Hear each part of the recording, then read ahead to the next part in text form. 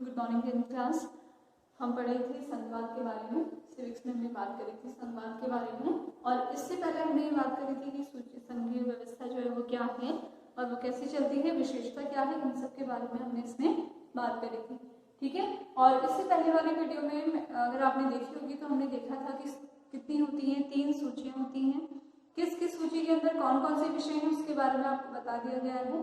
ठीक है, अगर अब भी आपके जैसे मान लीजिए अगर हमने तीनों सूचियों के अंदर के अधिकार क्षेत्र के बारे में बात कर लिया है और फिर भी कोई ऐसे क्षेत्र बचते हैं जो संविधान निर्माण के बाद आए थे, ठीक है, तो अगर उन विषयों के बारे में सोचे और इसमें कंफ्यूज नहीं होना है कि ये विषय तो ना ही राज्य में आया, ये विषय तो ना ही केंद्र में आया, सामर्थ्य में आया, ठीक है, तो जो भी विषय उनसे हट के हैं वो सारे किसके अधीन हो गए हैं, सेंट्रल गवर्नमेंट के अधीन है, यानी कि केंद्र के अधीन है।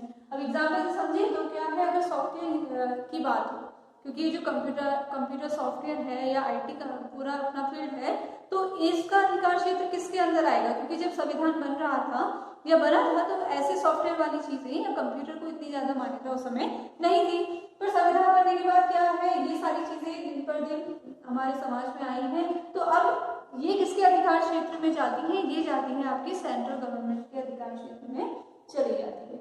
आगे इतनी बात समझ में। अब देखिए एक प्रश्न हमारे सामने ये उठता है कि ये जो संघीय व्यवस्था की हम बात कर रहे हैं इतने दिनों से, ये चलती कैसे है। ठीक है, हमने विशेषताएं बात करी, अब ये क्वेश्चन है कि संघीय व्यवस्था जो है वो कैसे चलती है। तो सबसे पहले अगर कोई भी व्यवस्था को चलाना हो तो उसके पहले किसकी आवश्यकता होती है, हमें एक संवैधानिक प्रावधान की जरूरत होती है।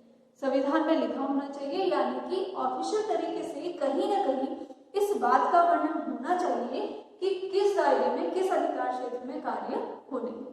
आगे इतनी बात समझ में। तो सबसे पहला आवश्यक बात यही हो जाती है कि उस व्यवस्था का संवैधानिक प्रावधान होना जरूरी होना चाहिए।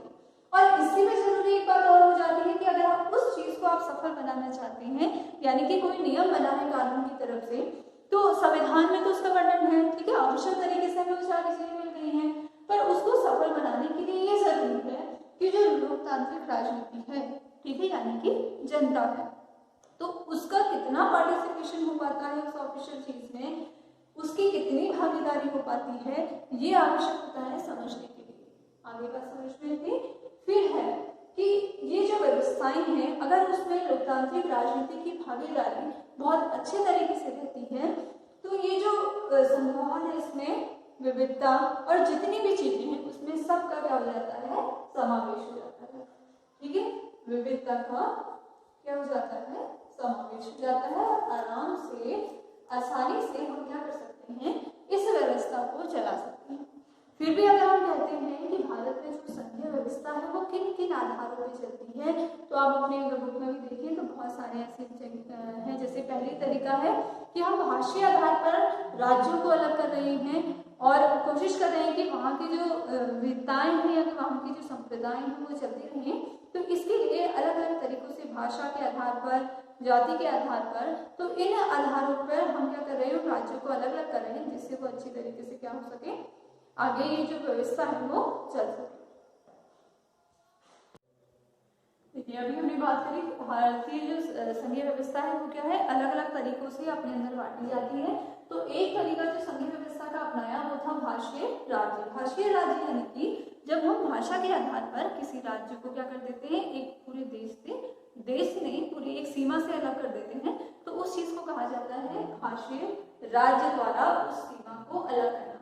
ठीक है, अगर आप देखें कि बहुत क्या है, टफ प्रोसेस है कि किसी क्षेत्र को भाषा के आधार पर पूरी तरीके से अलग किया जाता है।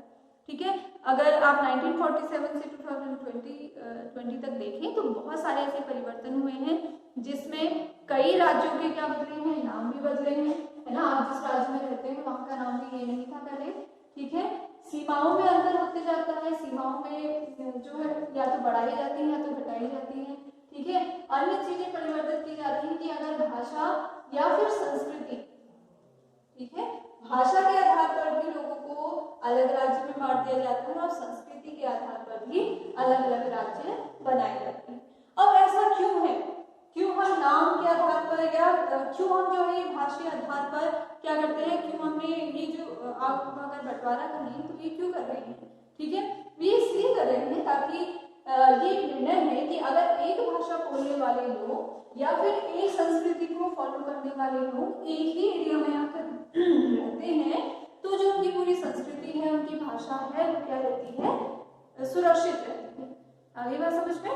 ये इसलिए होता है, या भाषा या संस्कृति के आधार पर जब जो राज्य में बांट दिए जाते हैं तो उसका एकमात्र कारण ये है कि अगर एक ही सीमा के अंदर कोई एक विशेष संस्कृति वाले लोग रहे या फिर एक विशेष भाषा बोलने वाले लोग रहे तो जो उनकी संस्कृति है या फिर उनकी भाषा है वो उन लोगों के द्वारा हमेशा के लिए क्या रहती है, सुरक्षित रहती है।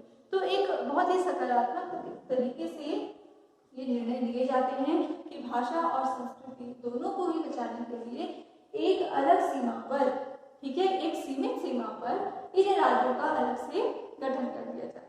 ठीक है, ऐसे ही आंध्र प्रदेश है, बहुत सारे ऐसे राज्य हैं, जैसे उत्तराखंड है, पहले उत्तराखंड का नाम उत्तरांचल था। ठीक है, पूरा इतिहास पढ़े तो आपका अलग अलग नाम आपको देखने को मिलेंगे।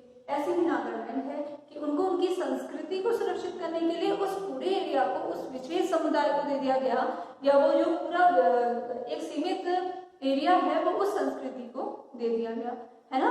इसीलिए कि जो उनकी संस्कृति है या जो उनकी भाषा है वो वहीं पर सीमित रह सके और उन्हें किसी भी प्रकार से कोई भी दिक्कत ना हो।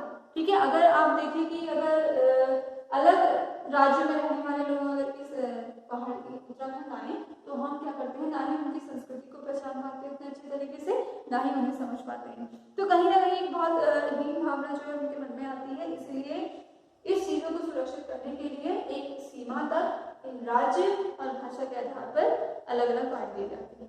ठीक है।